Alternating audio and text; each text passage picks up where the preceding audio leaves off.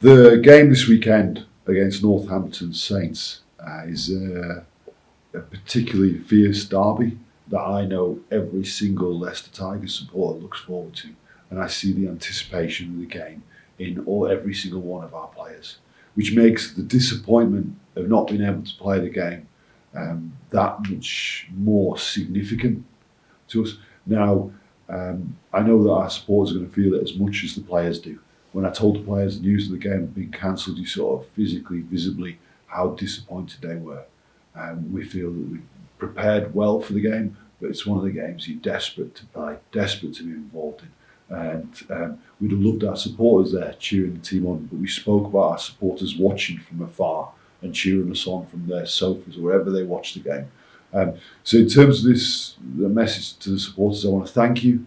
Thank you for the continuing support you give the team. It is significant to us, and the players talk about it and feel it, even though the fact that you aren't in the grounds with us.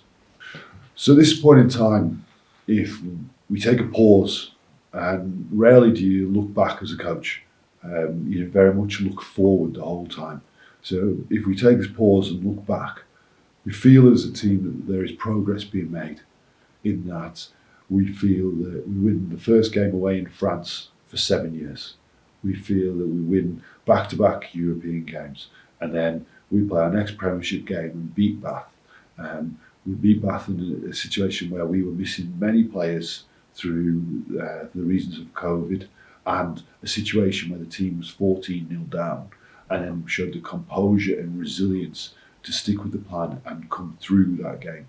So we feel that there are steps forward. All these are steps forward, and I've spoken previously about being very clear about where we need to go and very clear about what we need to do to get there. What we need to do is every single day keep stepping forward, keep learning, keep working hard. So we're tremendously disappointed this game against Northampton Saints is not, and we wish that anybody affected the very, very best wishes for a full recovery, a swift recovery. What we do is we continue to work and we continue to train exceptionally hard to ensure that we are continuing to move forward as a team, both from a technical perspective and a tactical perspective, and also from a physical perspective, that we get in better condition and we're better equipped to play the type of game we want to play. As we sit here right now, what we're doing is focused upon the first European game and Friday night at home to Bayonne. That's our focus, and we'll be preparing for that to put the best performance on the pitch that we possibly can do. Now, as I've discussed, I tend to look forward, and then almost as soon as one game's finished, you're looking forward, next game, the next game, the next game. So the focus of my attention is now moving on to that next game, now that the game against Northampton Saints is unfortunately cancelled. What we want to do is take a step forward in our game and build upon some of the good things we've been doing, but there are also areas of our game that need attention, areas of our game that we need to improve significantly. We know that we have a lot to do, and we know we're only just at the start of a journey. And the start of the journey as we reshape the squad, as we reshape the way the team's playing, as we reshape the way the team is conditioned.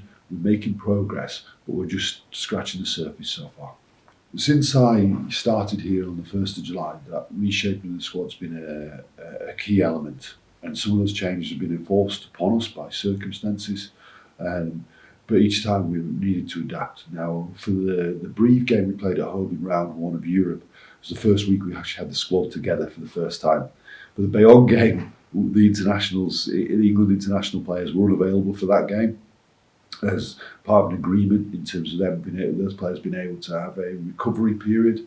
And then coming into the Newcastle game was cancelled. We played against Bath. This Northampton game has been cancelled. This has been the period to have our squad together. That has been disrupted by the fact we haven't been able to train for 10 days, and necessarily we've then missed some players for reasons of COVID. So it's a continued moving feast. What I said in the context that I realise very respectable that everybody right now in our community is having to adapt and having some challenging situations. Now, we've got players that have moved from different parts of the world here to Leicestershire and are settling in to the community here. It's been a challenging period, but what we're doing is to try and help those people, those players and their families as much as we possibly can. And I hope very soon that our sports will be able to meet our players, and there's new players that you won't yet have met other than virtually, and get to know them, and you'll see just how much they care for Leicester Tigers and what we're trying to do here. From a coaching point of view, it's been a situation of consistently adapting whilst understanding what the long-term plan is. If I talk about Alan Walters in particular, I think he's got the team fit, and I think he's a brilliant coach, and he's able to get that a little bit more from a player. And in terms of long-term planning of where the team should go, I think he's brilliant in that regard and has a great feel for what we need to do on a day-to-day basis. So I think he's working exceptionally hard with the medical and S&C team to improve the condition of the players. From a coaching point of view, then we have brought through Matt Smith and Tom Harrison, been working with the first team and growing exceptionally fast as coaches and developing really well. And then you've got the experience of Mike Ford and the experience of Brett Deacon, who's been at Leicester Tigers as a player and a coach for some time now. And they've got that experience of those coaches helping the team move forward. Now, this is, as we come together as a playing squad, it's also how we come together as a coaching team and how we understand each other better and understand what we need to do and how we assist each other better, and become even clearer on what we need to do on a day-to-day basis to keep this team moving forward. That becomes a really rigorous process of debriefing on a daily basis, so in the light of the goals and objectives we set every single day in the context of the overall strategy of where we go, so that each day is a day where we make the most of every single minute to take the team forward. So as we're here at the start of January 2021, there's been a period of 6 months where I have been at Leicester Tigers and I've been welcomed by everybody at Leicester Tigers. Through that period, there's been some challenges that have been thrown at us. We've had a number of players leave Leicester Tigers. We've had 2 periods where we've had to lock down the training ground and have been unable to come into the training ground, which has been absolutely the right decision to protect our players, our staff, their families and the community as a whole. We've seen a number of players arrive and start to get to know, to be Leicester Tigers and understand what it means to be a Leicester Tiger.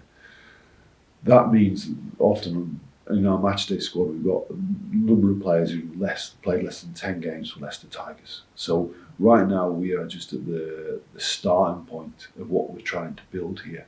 I think when you see the younger players that come through our academy, Freddie Stewart, George Martin, Jack Van Portfleet, these young guys, and there are others there that are doing so well in the first team level. And then you see the arrival of players into the squad, the Jasper Wiese, Kyle Brinks, the players like Matt Scott, Nemani Ndola, Kinney Murray-Murivalo, Cobus Van Vick. Part of it is about us bringing that squad together, because in the same sense you've got people who are Leicester Tigers through and through, Dan Cole, Harry Wells, Tom Youngs, who live and breathe Leicester Tigers and have done their whole lives. So what we're trying to do is bring that squad together, gel them together, and there's going to be a constant reshaping. In the next period of time, there's going to be other players that are going to join in this squad as we reshape it. And that's going to, so this process of bringing everybody together is going to be an ongoing process.